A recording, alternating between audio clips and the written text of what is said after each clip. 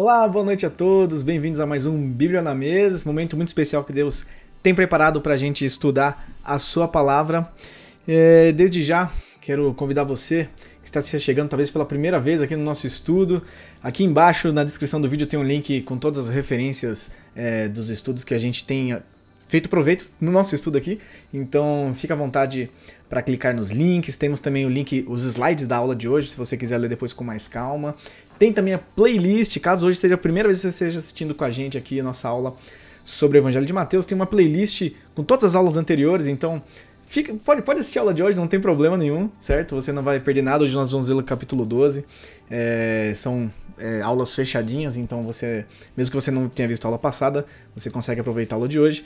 Mas se você quiser ver desde o início, desde a introdução ao Evangelho de Mateus, tem aí a nossa playlist com todas as aulas, e fica aí o meu convite para você participar com a gente, que tem sido bênção. Eu tenho certeza que você vai ser tremendamente abençoado, certo? Bom, fazer aqui então a vez do YouTuber, antes da gente entrar no nosso estudo.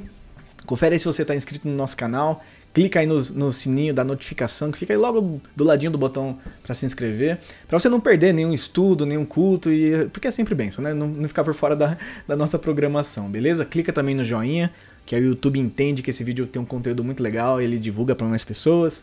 Compartilha com seus familiares, com seus amigos que você sabe que tem interesse na palavra de Deus. E não esqueça de deixar seu boa noite aí no chat ao vivo, você que está acompanhando a gente aqui ao vivo, hoje na segunda-feira às 8 horas da noite, certo? Se você está vendo esse vídeo gravado, deixa também seu comentário aí, que é sempre muito bom pra gente ter essa conversa aqui a respeito do Evangelho de Mateus, beleza? Bom, vamos logo para o nosso estudo, então, que tem bastante coisa legal pra gente falar. A gente juntou, né, os capítulos 8 e 9, porque eram bem parecidos, e dessa vez a gente juntou capítulo 11 e 12, né, porque eu achei que o capítulo 11 tava um pouco curto demais, assim, no tudo que eu ia comentar, mas no fim das contas, a aula anterior ficou inteira o capítulo 11, então hoje vamos fazer inteira capítulo 12, por isso que eu disse, mesmo que você não tenha visto a aula passada, você vai ter bastante proveito aqui com a gente agora, beleza? Bom, sempre temos uma ilustração, e a ilustração é essa, que faz referência à nossa aula no capítulo 11, né? Quando Jesus fala, venham a mim, vós que estáis cansados e sobrecarregados, e eu vos aliviarei, né? Então essa obra aí do Randolph Schwab, de 1905, chamada Come to Me, certo? Beleza. E só pra gente ter um panorama do que é dito nesses capítulos, né? Então João fica em dúvida sobre Jesus, a oposição contra Jesus cresce, Jesus faz um convite, né, justamente esse, vós que estáis cansados, sobrecarregados, venham a mim.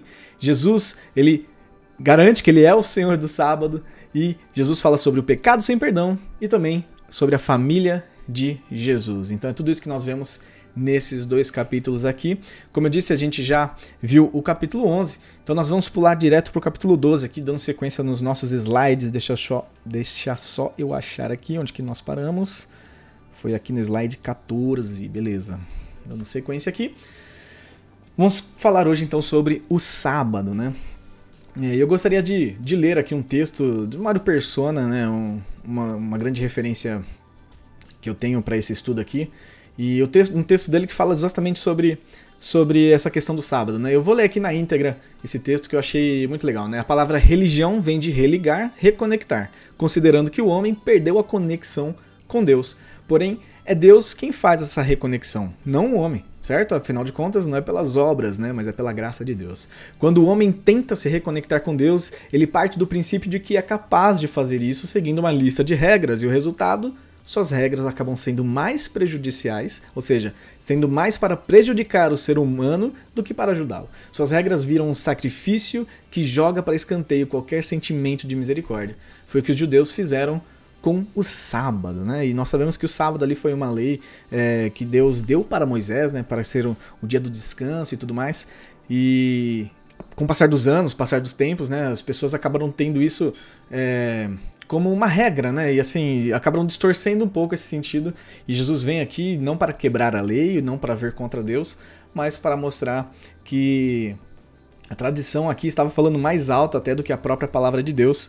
E eu já estou dando spoiler aqui desses slides próximos, né? Mas vamos lá, Jesus, ele é então o Senhor do sábado, certo? Então é isso que acontece logo no comecinho do capítulo 12, né, os fariseus questionam Jesus sobre o trabalho no sábado, porque os discípulos eles tiveram fome, ali conta que os discípulos estavam famintos e eles vão até os campos e colhem espigas para se alimentar, né, para comer, e Jesus acaba lembrando, olha, lembra de Davi quando ele comeu os pães da presença, né, os pães que estavam ali, que eram separados, aqueles pães que eram tidos como sagrados.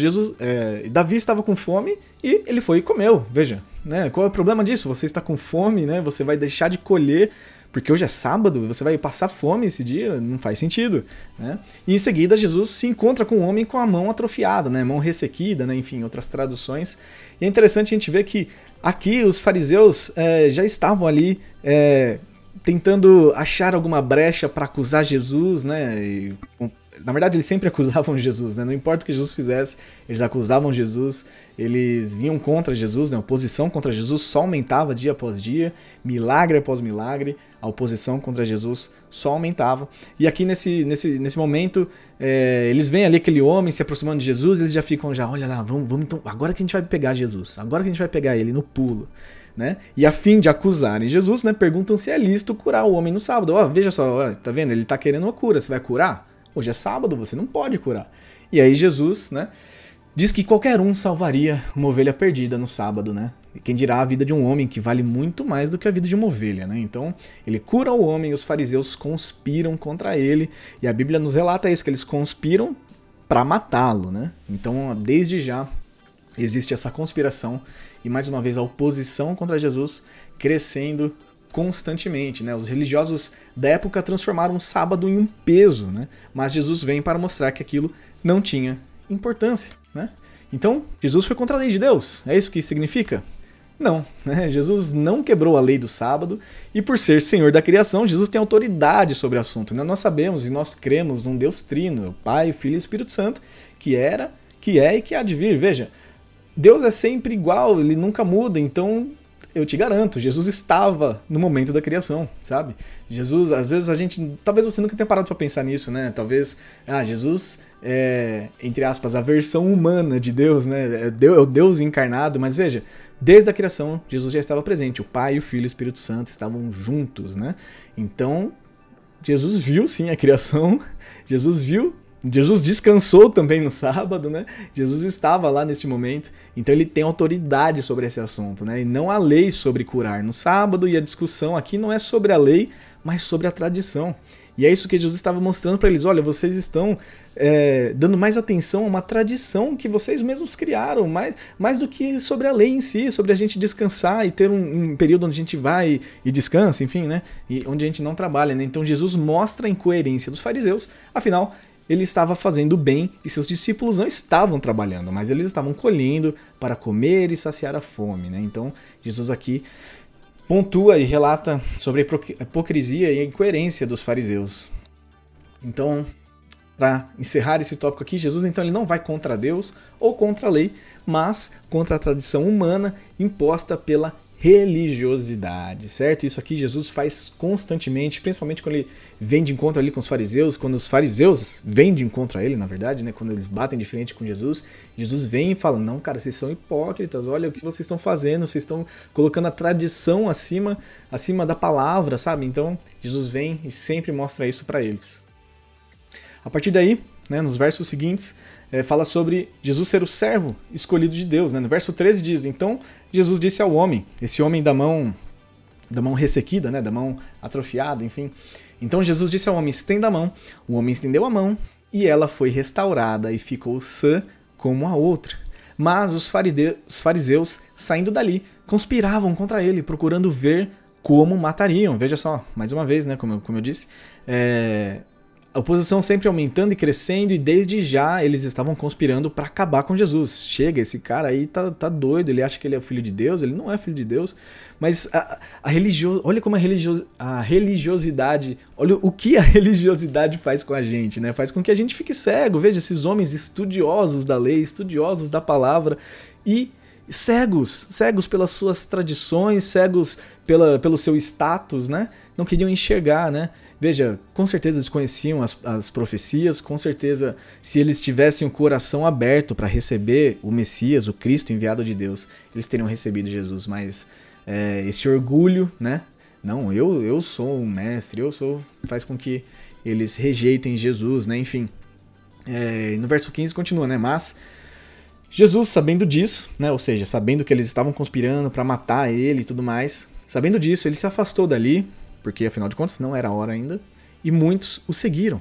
E a todos que seguiram e clamaram e pediram: Jesus, me cura, Jesus, vem sobre mim, me ajuda e tudo mais, Jesus curou, veja.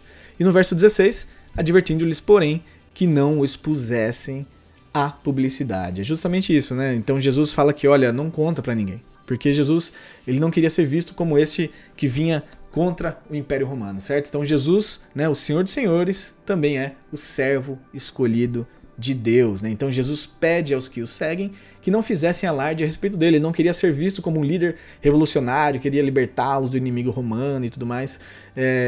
E se havia, porque afinal de contas, né, se havia algum inimigo aos olhos de Deus, esse inimigo era a própria religião, os líderes religiosos ali da época, né, que estavam mais preocupados ali com seu próprio status, com seu próprio eu, né, do que com as pessoas fossem curadas e libertadas, né. Bom, Jesus veio para os judeus e também veio para os gentios, o que incluía os romanos. Deixa eu jogar um pouquinho pro lado aqui. E se os fariseus se atentassem às profecias de Isaías, veriam que o enviado de Deus viria como servo, né? Então veja só, mais uma vez, né, os fariseus aqui negando que Jesus era o Cristo, Jesus era o enviado de Deus, e mostrando que eles eram realmente hipócritas e que se deixavam com que o orgulho conduzissem as suas ações, as suas atitudes, a ponto de conspirarem contra o próprio Senhor Jesus desde do início do seu ministério, certo? Então é isso. O que fica para nós desse trecho aqui é que todos os dias são dias para a gente servir, né? Não importa se é sábado, se é domingo, se é segunda, se é terça, né? Eu sei que talvez esteja chovendo no molhado, né? Eu sei que você que está acompanhando a gente aqui hoje, talvez você nem precise ouvir isso, mas eu, né, nesse papel aqui de comunicador da palavra de Deus, eu preciso dizer, olha, não deixe que a sua fé, não deixe que ela seja apenas aplicada no domingo, sabe? Não deixe que a tua Bíblia seja aberta apenas no domingo, não deixe que você tenha uma oração apenas no domingo, que seu louvor seja apenas no domingo, enfim. Hoje nós temos o domingo, vamos dizer assim, como o dia do Senhor, né? Mas é importante a gente se lembrar sempre que todos os dias são dias do Senhor e a gente precisa ter uma vida de oração constante, dia após dia. Temos que ter contato com a palavra, com a leitura bíblica, dia após dia. Temos que nos consagrar ao Senhor em jejum, temos que clamar a Ele, temos que permanecer sempre unidos com Deus, constantemente, dia após dia. Todos os dias são dias para a gente servir, são dias para a gente fazer o bem, assim como Jesus fez, né? E não deixe com que a tradição, né, do domingo, né, seja uma barreira para você fazer o bem, para você ler a palavra, né? E que em nome de Jesus você, assim como eu, né? E quando eu digo você, né, eu estou colocando você igreja, e eu faço parte da igreja, então, né? Eu sou igreja também, né? Então eu me coloco também. Então não deixe que você fique apenas com um dia gospel na sua vida, né? Mas que todos possam ser um dia do Senhor. Bom, a partir daí, então, nós vamos falar então sobre o pecado sem perdão e a família de Jesus. Também um trecho muito importante, muito precioso para a gente entender aqui e mergulhar nesses versículos. Bom, o pecado sem perdão. Bom, aqui é o seguinte, né? A gente às vezes pode até ficar com medo desse trecho, né? E a gente fica, e se eu blasfemei alguma vez, né? E se eu falei algo sem pensar? A gente pode até gerar um medo. Nossa, será que eu já blasfemei contra o Espírito Santo? Será que eu falei alguma coisa sem pensar? Meu Deus do céu, eu não vou ter perdão então, né? A gente fica às vezes nesse desespero, mas é importante a gente examinar a Escritura com seu contexto, certo? Bom, no verso 22 então diz, então, deixa eu dar um zoom aqui que ficou muito pequeno para mim. Então trouxeram a Jesus um endemoniado, cego e mudo. Jesus o curou e o homem passou a falar e a ver. E toda a multidão se admirava e dizia, não seria este, por acaso, o filho de Davi? Então veja, aquelas pessoas que estavam ali ao redor, né, a multidão que estava ali, começou a realmente crer que Jesus era enviado, Jesus era o Cristo, o Filho de Deus. Né?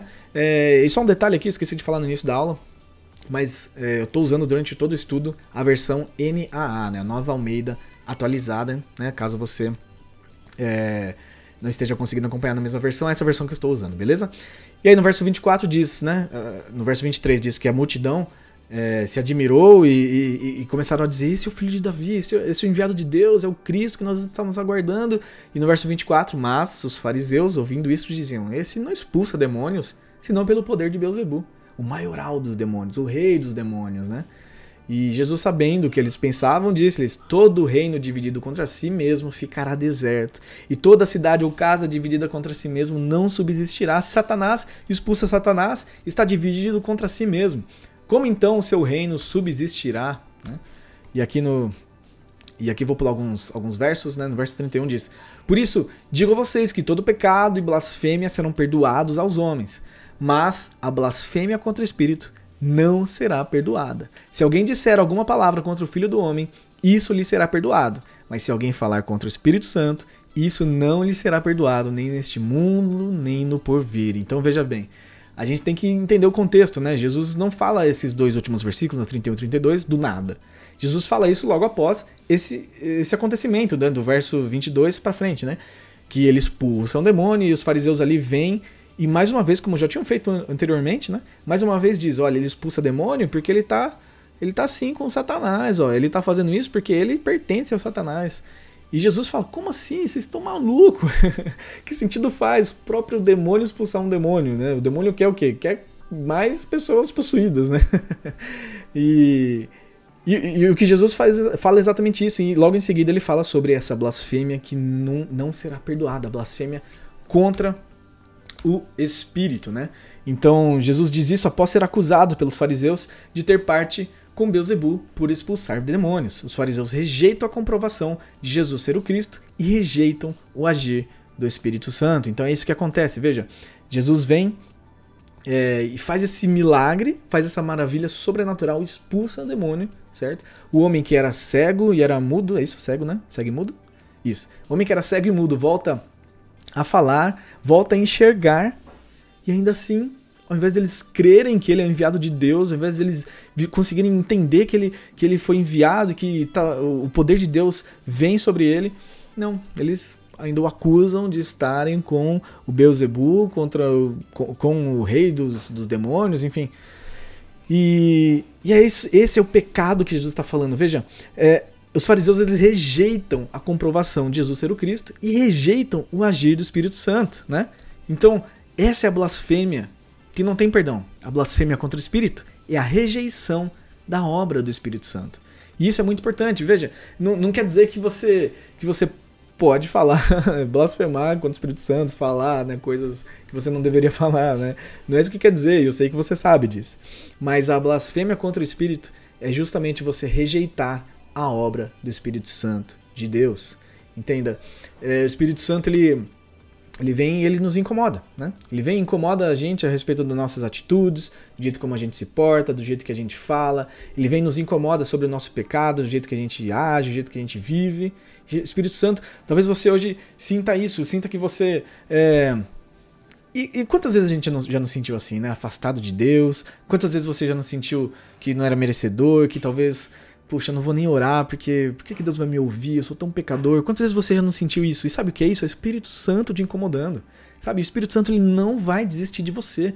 Ele vai continuar te incomodando, sabe? Vai incomodar. E aí quando você peca, quando você faz alguma coisa errada, tem pensamentos errados, ou fala besteira, ou age de uma maneira que não deveria ter agido, você vai ficar chateado, né? Sabe aquele peso? Isso é o Espírito Santo de Deus te mostrando: olha, cara, isso que você fez está errado, sabe? Mas então venha, peça perdão.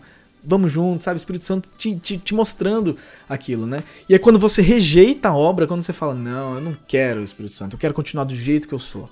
Eu não quero o Espírito Santo que você trabalhe na minha vida, eu quero continuar do jeito que eu sou. Você está rejeitando a obra do Espírito Santo, certo? E isso, você está assinando sua condenação, né? Então é sobre isso que Jesus está falando, certo? Sobre a gente rejeitar a obra do Espírito Santo, assim como os fariseus fizeram. Veja, Jesus expulsa um demônio, o homem que estava cego, que era mudo, volta a falar, volta a enxergar e fica liberto do demônio. E ainda assim, eles rejeitam essa obra do Espírito Santo. E Jesus fala, Jesus os alerta: olha, essa é a maior blasfêmia contra o Espírito Santo, rejeitar a obra dele. E contra isso não há perdão. Então, se você alguma vez já blasfemou contra o Espírito Santo, saiba que que você tem perdão, sabe? Você tem perdão sim. O Pai está sempre de braços abertos para você, mas de maneira nenhuma rejeite a obra do Espírito Santo. De maneira nenhuma, sabe? Deseje sempre ser moldado, deseje sempre ser transformado pelo Espírito Santo de Deus. A cada pregação que você ouve, a cada culto que você participa, vai com esse intuito, sabe? De se moldar, de cada vez mais ser transformado pela palavra. E aí você vai ter certeza que você não está blasfemando contra o Espírito Santo. Bem? Bom, daí Jesus fala sobre a volta do espírito imundo. E aqui também mais um trecho que às vezes a gente confunde um pouco as coisas, certo? Isso realmente acontece? E sim, acontece. Mas muitas vezes a gente coloca o foco em uma parte específica do texto e esquece o contexto, certo? Isso acontece muito. Veja, em Efésios 5, por exemplo.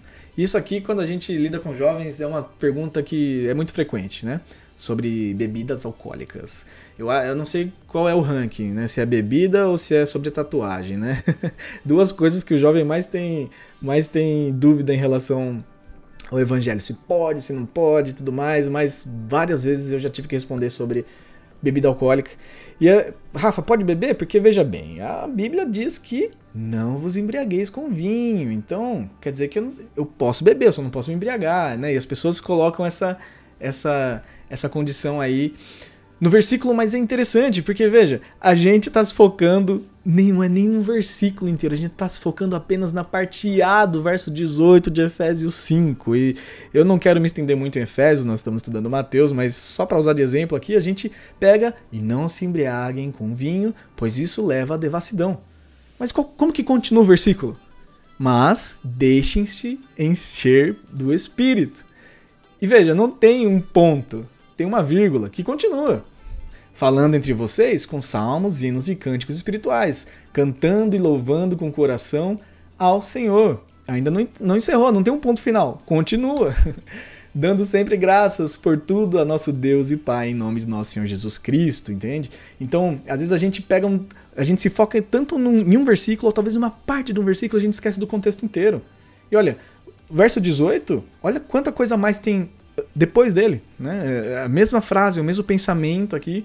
Então a gente quer saber se pode beber ou não e a gente se foca só ali, mas olha todo o resto que vem logo em seguida. E digo mais, na verdade, o verso 18 começa: e não se embriaguem com vinho. Então, se começa com a preposição e, significa que ele está completando o pensamento anterior. Então, no verso 17 diz: por esta razão, não sejam insensatos, mas procurem compreender qual é a vontade do Senhor. E mais uma vez, olha, o verso 17 começa por esta razão. Quer dizer que ele está completando outro raciocínio. Então vamos ver o verso 16. Mas assim, ó, pra gente não ler a Bíblia ao contrário aqui, vamos ler então o contexto inteiro. Olha, irmãos, a gente tem um privilégio de termos Bíblias tão fáceis. A Bíblia está tão facilitada hoje em dia em questão de tradução, em questão de organização, porque aqueles homens liam pergaminhos, sabe? E a nossa Bíblia é tão organizada, a divisão em versículos é algo novo, algo recente até na história da Bíblia, do Evangelho, enfim. Então, veja, tem os versículos detalhados, tem até blocos, né, subtextos e subtítulos, aliás, né? Essa parte aqui de Efésios, né, começa lá no verso 3. Do verso 3 até o verso 20. É um bloco inteiro de versículos. E a gente às vezes se foca só ali onde fala sobre a bebida alcoólica, né? Mas olha como é o subtítulo: o fruto da luz e as obras das trevas. E só, não vamos ler desde o verso 3, mas olha, só do 15 até o 20, olha quanta coisa tem a mais além da bebida alcoólica. Ó. Portanto, tenham cuidado com a maneira que vocês vivem. E vivam não como tolos, mas como sábios, aproveitando bem o tempo, porque os dias são maus. Por esta razão, não sejam insensatos, mas procurem compreender qual é a vontade do Senhor. E não se embriaguem com vinho, pois isso leva à devassidão. Falando entre vocês com salmos, hinos e cânticos espirituais, cantando e louvando com o coração ao Senhor, dando sempre graças por tudo a nosso Deus e Pai, em nome do nosso Senhor Jesus Cristo. Então veja só, pode beber? Ou não pode? Porque a Bíblia fala pra gente não se embriagar, né? Então será que eu posso beber, né, socialmente e tudo mais? Olha, eu vou falar pra você uma coisa. Se você se focar no verso 15 que diz: tenham cuidado com a maneira que vocês vivem. Se você tiver cuidado com o jeito que você vive, se você viver como sábio, se você aproveitar bem seu tempo, como diz o verso 16, se você não for insensato, mas for alguém sensato, certo? Se você pretende, né, e procura compreender a vontade do Senhor para sua vida, se você tem um coração grato ao Senhor e tem essa comunhão com os irmãos e tudo mais, cara, o que importa, né? Se você vai beber ou não. Entende?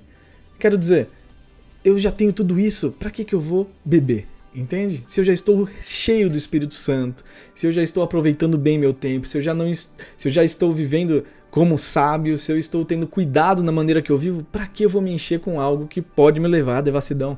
Entende? Então, às vezes, a gente se foca tanto em uma parte de um versículo, em um texto pequenininho e se esquece do contexto todo. Então, pode ou não pode beber? Olha, se pode ou não pode, eu vou ser bem sincero, eu não sei.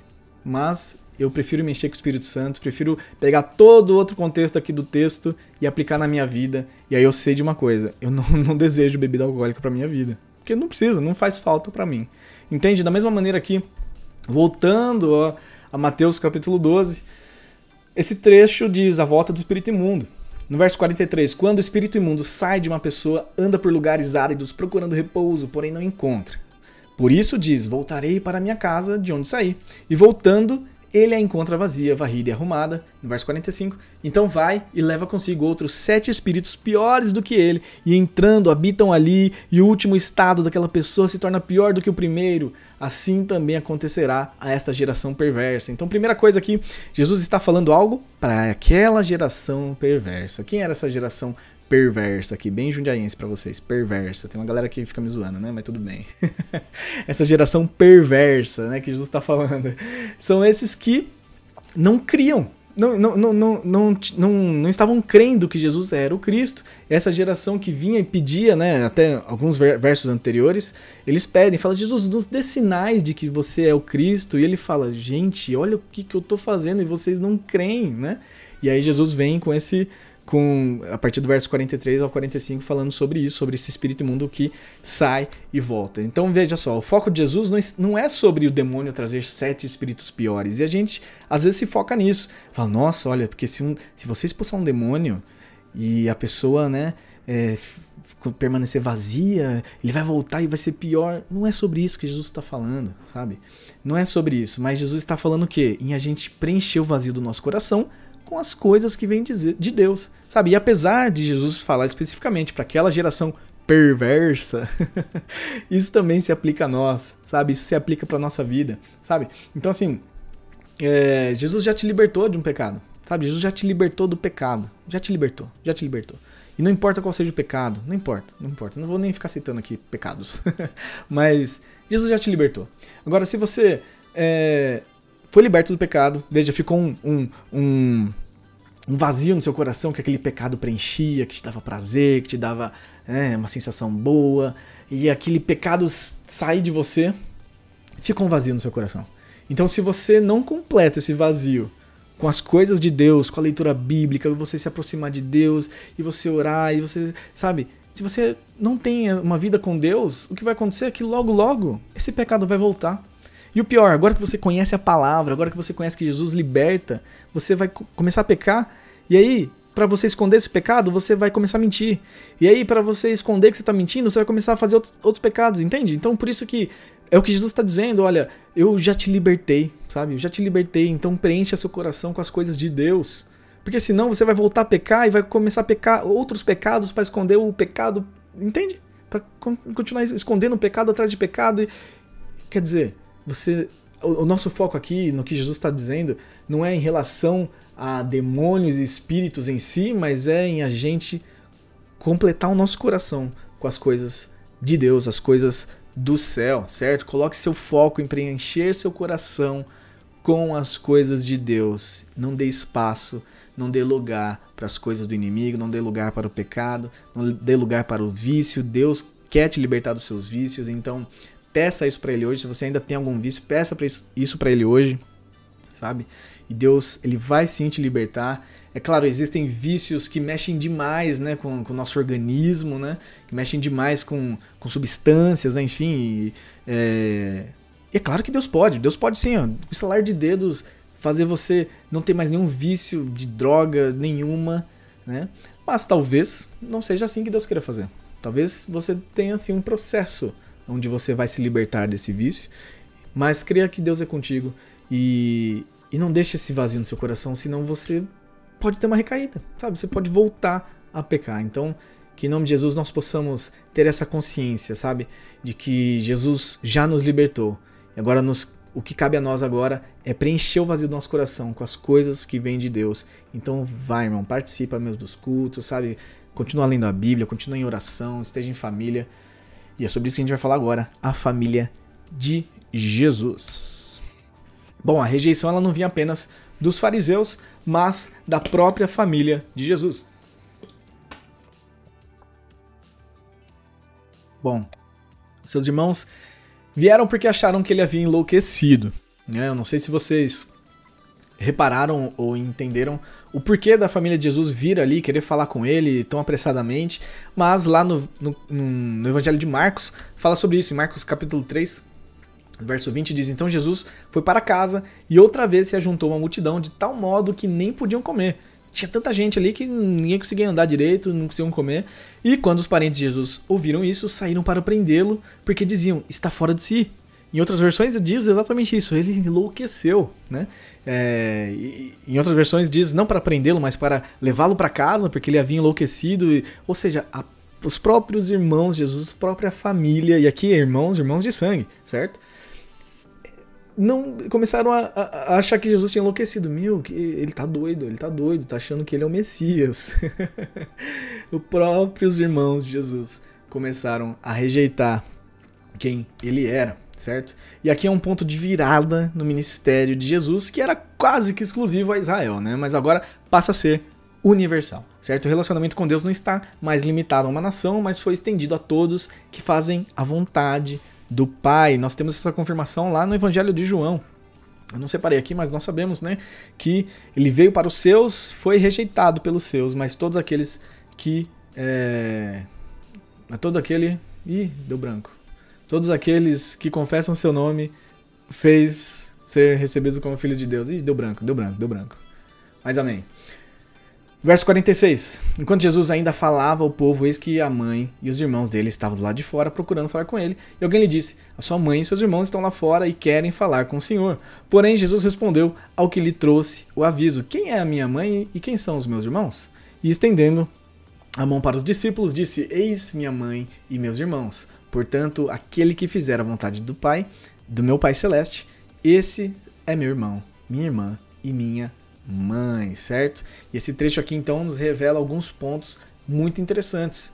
Primeiro aqui, Maria não tinha privilégio, não tinha um acesso privilegiado a Jesus, como muitos pensam, muitos acreditam, certo?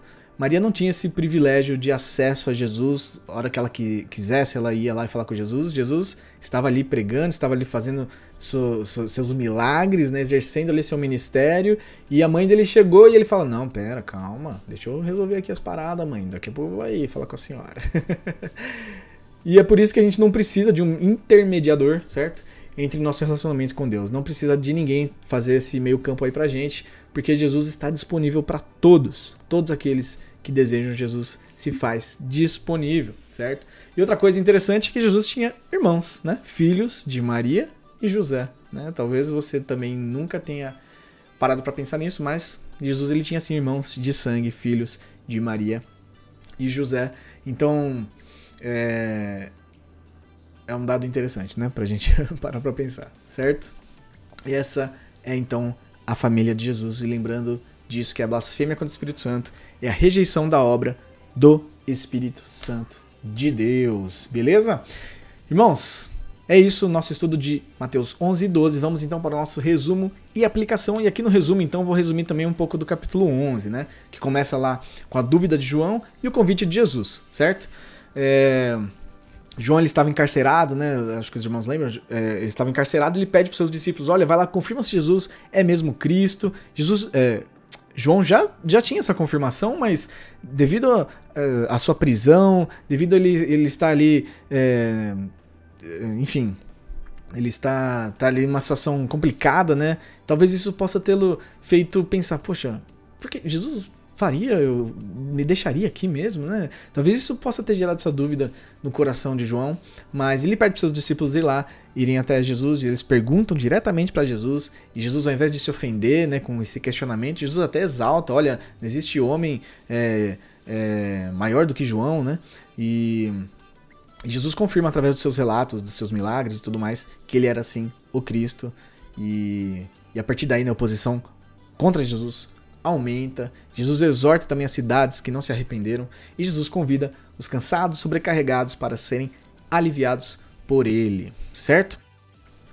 No capítulo 12, então, nós vemos também que Jesus é o Senhor do sábado, vimos sobre o pecado sem perdão e a família de Jesus, que foi exatamente tudo isso que a gente falou agora, mas é bom a gente pontuar aqui todas essas coisas, né? Então Jesus cura e seus discípulos colhem para se alimentar no sábado. Os fariseus acusam Jesus de profanar o sábado, e Jesus mostra a hipocrisia deles e diz que todo dia é dia de fazer o bem, né? Jesus, então, ele não quebra a lei, mas quebra a tradição religiosa, certo? A tradição religiosa, ela mais nos afasta de Deus do que aproxima. Então é sempre muito importante a gente entender isso e separar o que é tradição daquilo que é realmente sagrado, certo? O pecado contra o Espírito é a rejeição da obra do Espírito Santo, e é por isso que a gente precisa sempre se colocar à disposição do Senhor para que Ele possa nos moldar constantemente. E nem mesmo a família de sangue de Jesus tinha acesso privilegiado a Ele. Todos nós fazemos parte da família de Jesus. E a aplicação para as nossas vidas desse estudo é que enfrentar a oposição faz parte da nossa caminhada cristã. Jesus enfrentava essa oposição constantemente desde o início do seu ministério. As pessoas vinham e enfrentavam Ele, e isso faz parte da nossa caminhada cristã, certo? Devemos também preencher o vazio do coração com as coisas que vêm de Deus, as coisas de Deus, para que a gente não volte a pecar, não volte ao mesmo erro, e com isso a gente comece a engavetar novos erros, certo? Jesus é capaz de aliviar o peso em nossos ombros, e a gente precisa sempre dar glória e honra à obra do Espírito Santo. Nós somos parte da família de Jesus e temos livre acesso ao Pai, certo? E para mim o que fica de mais importante talvez desse estudo é isso, que todo dia é dia de servir. Então que em nome de Jesus você possa servir ao Senhor constantemente, dia após dia, não apenas de domingo, não apenas quando você, enfim, vai fazer uma boa ação, né, um voluntariado que seja, mas que você possa servir ao Senhor constantemente todos os dias, beleza? Bom, pessoal, um recadinho aqui do nosso querido Matheus, mandou aqui um zap pra mim. Aproveita aí que você tá com sua Bíblia na mesa, certo? Se é a primeira vez que você tá com a gente faz esse estudo assim, nossas Bíblias na mesa, junto com um caderninho para você ir anotando aquilo que mais chamou a sua atenção. Eu incentivo você a fazer isso em família, então é bem legal se você tiver com seu cônjuge, com seus filhos também na mesa, aí todos lendo juntos, certo? E já fica aqui então o convite aí do Matheus para você ler o próximo capítulo, então capítulo 13, semana que vem, ok?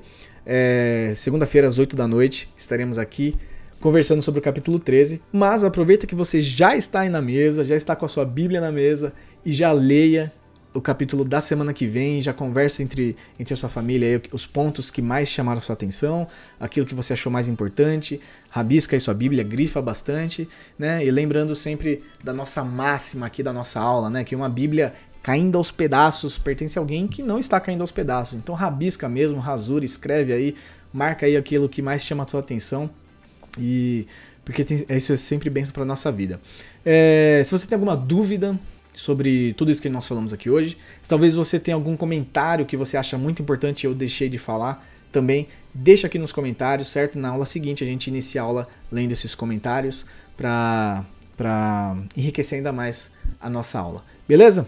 Então é isso, pessoal, semana que vem, Mateus 13, e é isso. Valeu, boa noite a todos.